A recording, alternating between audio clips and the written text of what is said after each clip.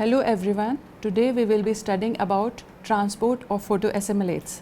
Non-photosynthetic tissue of plants and organs are heterotrophic. Therefore, they have to be provided with photosynthetic products by green photosynthesizing leaves.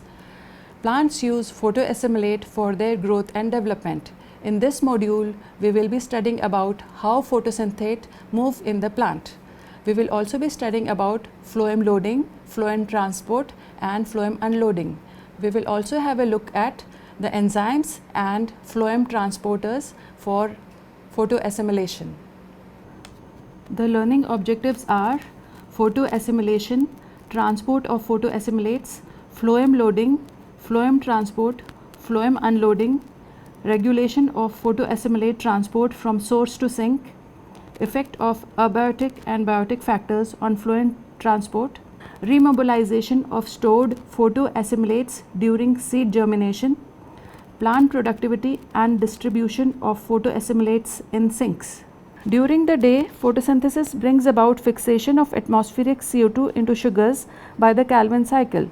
The products of light reaction, namely ATP and NADPH, are used in the synthesis of triose phosphates, which may either be converted to hexose phosphates and used for starch synthesis within the chloroplast, or may be exported to the cytosol by the triose phosphate transporter and used for sucrose synthesis. Starch synthesis is thought of as an overflow of photoassimilates when sucrose supply exceeds the storage capacity of the leaf. Hence, starch synthesized during the day provides a steady supply of carbon for respiration during the night, when sucrose synthesis does not occur. Transport of assimilates. Sucrose is the main form in which the carbon then is fixed in source tissues and is transported to non-photosynthetic sink tissues. Sink tissues consist of organs that are rapidly growing, such as immature leaves, stems, roots, and reproductive parts. Transport of sucrose takes place through phloem. Phloem loading. Sucrose is transported from cells to the sieve tube elements of phloem present in small veins of the source leaf sucrose. Transport of sucrose takes place by three pathways. In the symplastic pathway of phloem loading, sucrose moves from cell to cell via plasmodesmata and enters the sieve tube element companion cell complex SECC. The sucrose concentration is higher in the mesophyll cells than in the SECC, and transport occurs passively by diffusion. The companion cells have plasmodesmata connections with the mesophyll cells and the sieve elements. In the apoplasmic pathway, sucrose is transported via plasmodesmata of the mesophyll cells into the bundle sheath cells or vascular parenchyma cells of the vein. The transport of sucrose out of the latter into the intercellular space and then into the cytoplasm of companion cells.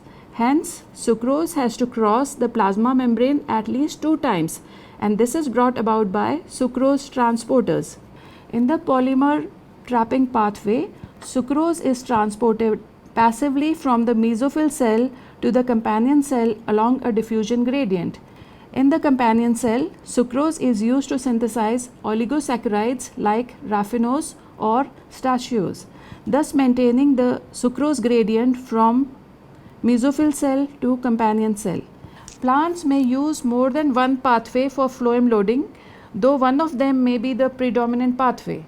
Sucrose concentration in the leaf regulates photoassimilation by feedback mechanism, and hence sucrose transport to SECC is important for maintaining the photosynthetic activity of leaves.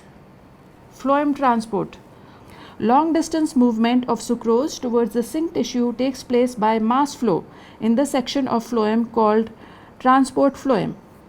Munch in 1930 proposed that flow through the phloem occurs due to the pressure difference between the source and sink tissues and is influenced by the resistance of the phloem pathway. Rate of solute flow through phloem has been measured by using the aphid stylectomy procedure. Aphids feed on phloem sap by penetrating the plant tissue using their needle-like stylets to reach the phloem. In this procedure, aphids are carefully separated from the plant leaving their stylets in the plant tissues. The rate of oozing of phloem sap from the stylets was used to determine the rate of flow through phloem. Today it is possible to measure rate of flow by injecting 14C or fluorescent labeled sucrose into the source leaves and tracing its movement along the phloem. During long distance movement, some sucrose is unloaded into axial sinks en route to the terminal sinks. This is necessary to provide respiratory substrates to the axial tissues. Sucrose leaves the SECC complex by diffusion into the phloem apoplast, driven by the pressure in the phloem SE, and then follows the apoplastic route to enter cells of axial sinks. Part of the sucrose lost is reloaded into the transport phloem by a retrieval mechanism. A size reduction in the companion cell has been observed along the phloem from source to sink tissues, which leads to lower retrieval mechanisms in phloem towards the sink tissues. Phloem unloading. At the sink tissues, sucrose from the phloem is released by transfer to the companion cell symplastically and further from the companion cell to sink cell via the apoplastic route. Transporters play an important role in regulating the sucrose, hexose or triose fluxes in source tissues. Sucrose transporters are sucrose proton symporters. Besides sucrose transporters, a class of glucose transporters called SWEETs have also been shown to transport sucrose. In terminal sink tissues, sucrose from the released phloem moves to the sink cells either through the symplast or apoplasm, where it is used for growth of sink tissues or for storage. Hexoses are also important signaling molecules, and their levels are regulated through the activities of invertases and or sucrose synthase. Additionally, conversion of hexoses to trehalose by the enzyme trehalose phosphate synthase is known to inhibit protein kinase of the SNRK1 type, which plays a role in stress signaling. Remobilization of stored photoassimilates during seed germination. Stored photoassimilates in seeds include starch, oils, and proteins, all of which are synthesized from sucrose transported to the seeds via the vascular system. Starch is an important storage product of most cereals and is stored in the endosperm tissue. When germination commences, the stored starch is hydrolyzed by alpha amylases and related enzymes secreted by the scutellum and allurone layer. The products of starch hydrolysis like glucose, maltose, and oligosaccharides are transported via the scutellum to the growing embryo. Triacyl glycerols constitute another major storage product in seeds, along with mono and diacyl glycerols, respectively. The products of lipase activity, namely fatty acids and glycerol, move to the cytosol. Glycerol is metabolized to dihydroxyacetone phosphate by the activities of glycerol kinase and glyceraldehyde 3-phosphate dehydrogenase. Seed storage proteins are an important source of amino acid during germination. These proteins are stored in cotyledons or endosperm. The proteins present in protein bodies within cotyledons or endosperm of dry seeds are hydrolyzed by the activity of peptidases after the inhibition of water by the seeds.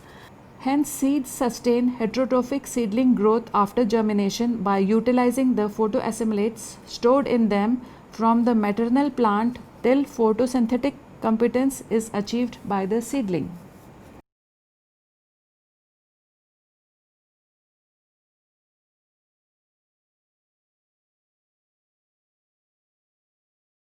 To summarize, we saw the transport of plant assimilates in plant and understanding of the sugar transport metabolism, signaling pathways, and manipulation of these pathways by genetic engineering provides an exciting opportunity for enhancing productivity in plants. Thank you.